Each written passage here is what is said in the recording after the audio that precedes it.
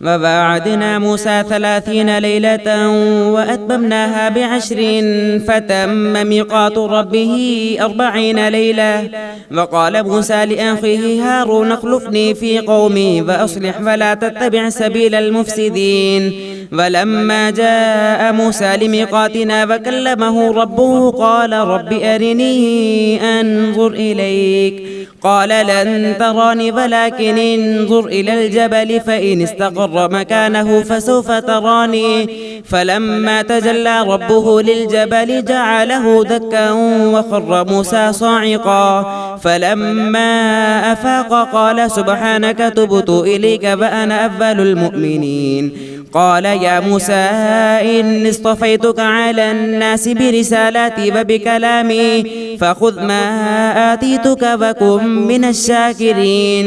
وكتبنا له في الألواح من كل شيء موعظة وتفصيلا لكل شيء فخذها بقوة وأمر قومك يأخذوا بأحسنها سأريكم دار الفاسقين. سأصرف عن آياتي الذين يتكبرون في الأرض بغير الحق وإن يروا كل آية لا يؤمنوا بها وإن يروا سبيل الرشد لا يتخذوه سبيلا وإن يروا سبيل الغي يتخذوه سبيلا. ذلك بأنهم كذبوا بآياتنا وكانوا عنها غافلين. والذين كذبوا بآياتنا ولقاء الآخرة حبطت أعمالهم هل يجزون إلا ما كانوا يعملون. واتخذ قوم موسى من بعده من حليهم عجلا جسدا له خوار ألم يروا أنه لا يكلمهم ولا يهديهم سبيلا اتخذوه وكانوا ظالمين.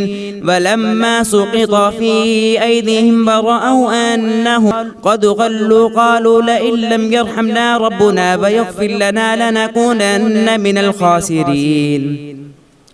ولما رجع موسى إلى قومه غضبان أسفا قال بئس ما خلفتموني من بعدي أعجلتم أمر ربكم.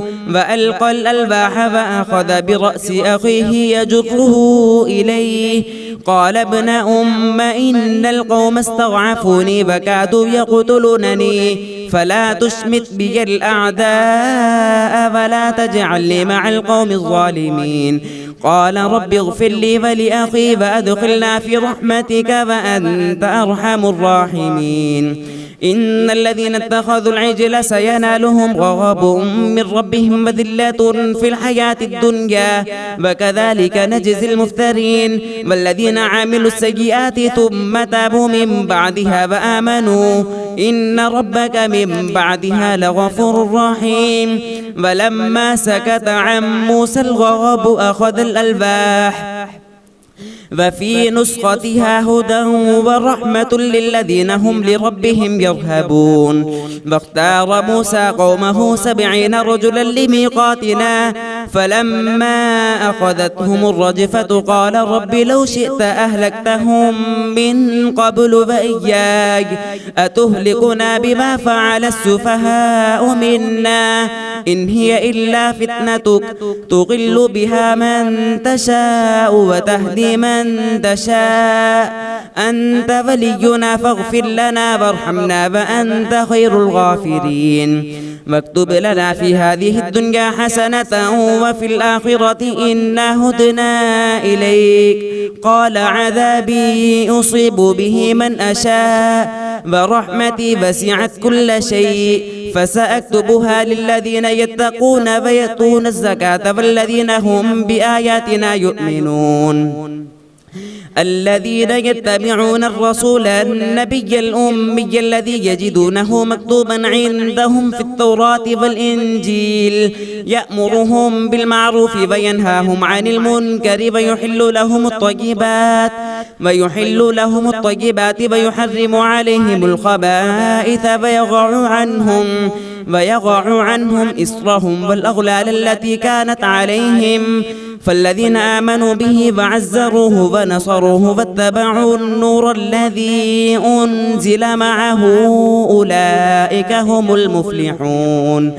قل يا أيها الناس إني رسول الله إليكم جميعا الذي له ملك السماوات والأرض لا إله إلا هو يحيي ويميت فآمنوا بالله ورسوله النبي الأمي الذي يؤمن بالله وكلماته واتبعوه لعلكم تهتدون ومن قوم موسى أمة يهدون بالحق وبه يعدلون وقطعناهم 12 أسباطا أمما وأوحينا إلى موسى إذ استسقاه قومه أن اضرب بعصاك الحجر فانبجست منه 12 عينا قد علم كل أناس مشربهم وظللنا عليهم الغمام وأنزلنا عليهم المن والسلوى كلوا من طيبات ما رزقناكم وما ظلمونا ولكن كانوا أنفسهم يظلمون وإذ قيل لهم اسكنوا هذه القرية وكلوا منها حيث